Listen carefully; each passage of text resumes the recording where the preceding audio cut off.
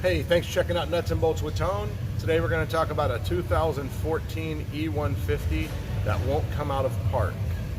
So the first step, if you have something that won't come out of park, is you want to check the brake lights and make sure that the brake lights don't work. The brake lights are usually connected to the interlock switch because you need to push in the brakes to disengage the shift interlock, which allows it to come out of park. So when you're testing that, obviously you're going to look up the wiring diagram, you're going to check the brake lights, they don't work, okay. Then you're going to check the fuse for the brake lights. And if you have power on that fuse, okay, obviously then you have to go and you have to troubleshoot the problem. If you don't have power and the fuse is shorted, then you need to obviously replace the fuse. Now, if you're replacing the fuse, a tool that I like to use so you don't go through a lot of fuses is a fuse buddy.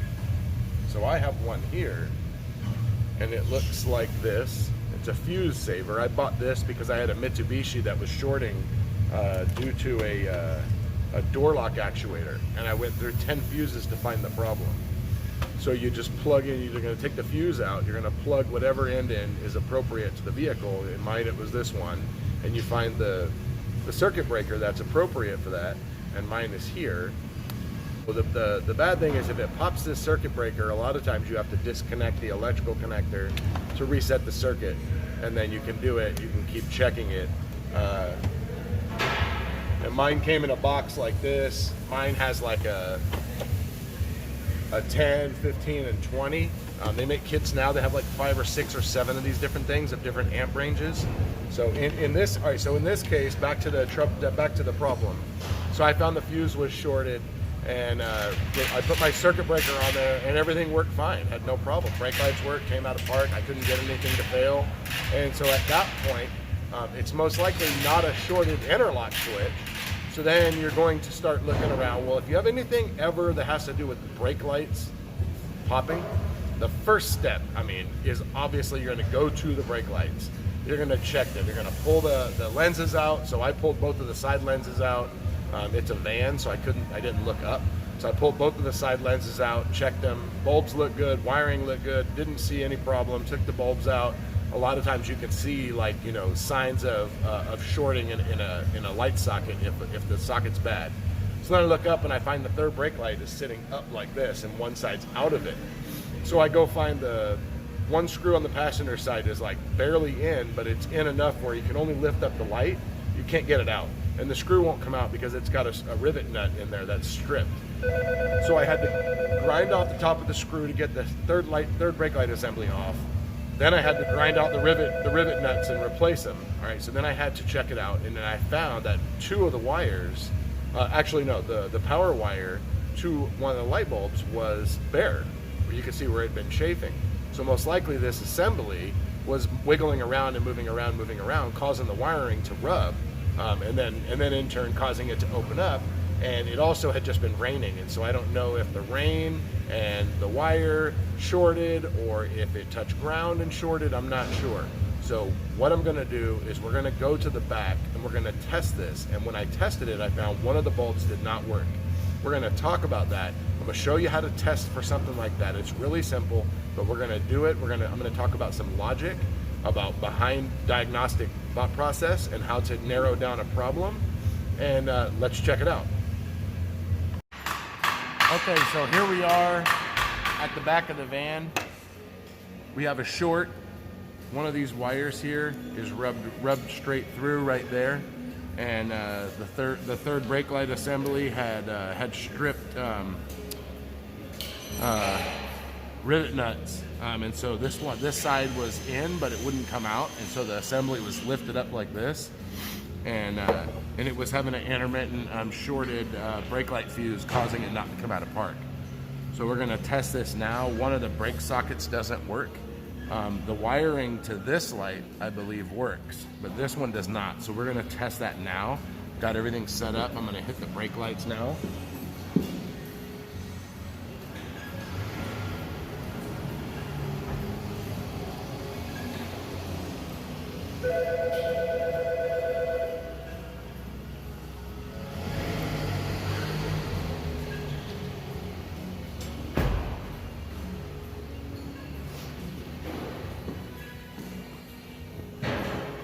So as you can see, one light lights, one does not. Okay.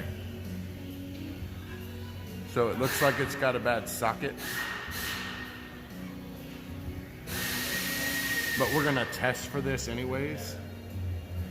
So I've got this tool here.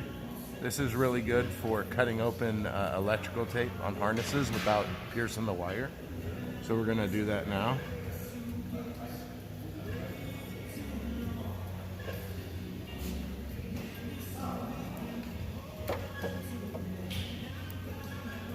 So we're gonna open up this wire. I have to do a wiring repair here anyways.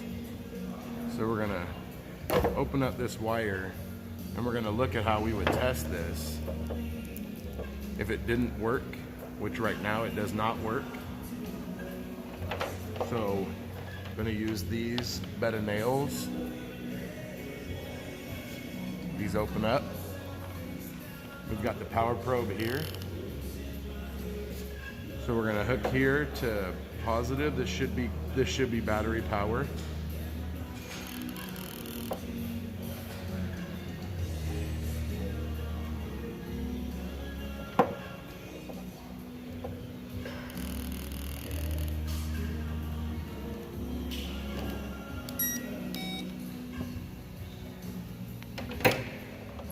Something doesn't seem right there.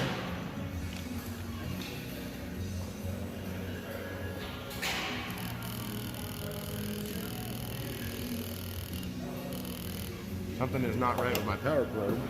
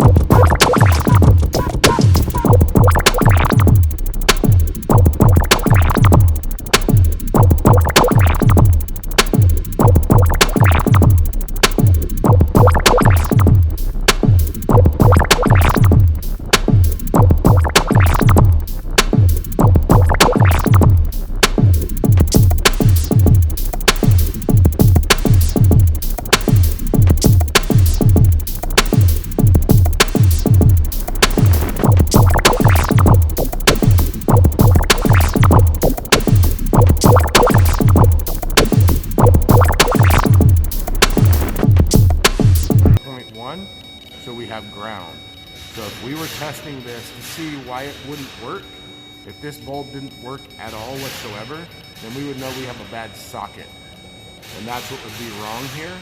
It looks like we just have a bad connection here because I've swapped the bulbs already. So that is how you do an electrical test on something and the logic behind how you should think is if this works and this does not, you know that you have power to this socket because there's only 2 wires coming in. And so now let's put a bulb in there and do a wiggle test. Okay, so now we know that the bulb works if it's wiggled. Now we're going to make sure that we don't have a wiring problem to this socket. So we're doing what's called a wiggle test. So we're wiggling it here in the socket. Okay, so that works.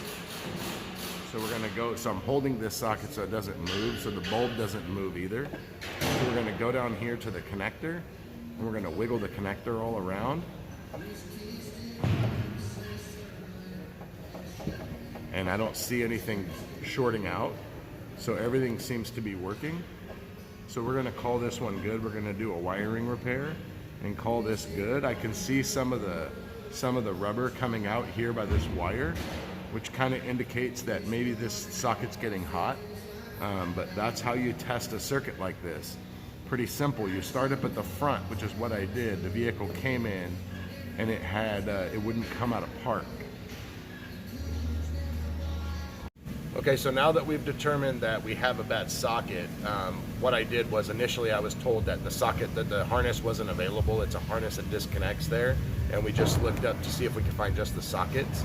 And because I don't want to just put a bulb in that thing and then send it down the road, because that bulb's going to wiggle, it's going to turn off, and so then there's going to be a problem because the third brake light's not going to work all the way. And so we're going to replace that connector in the end that has both of the assemblies on it. Now, those Ford third brake lights are really common to get heated up.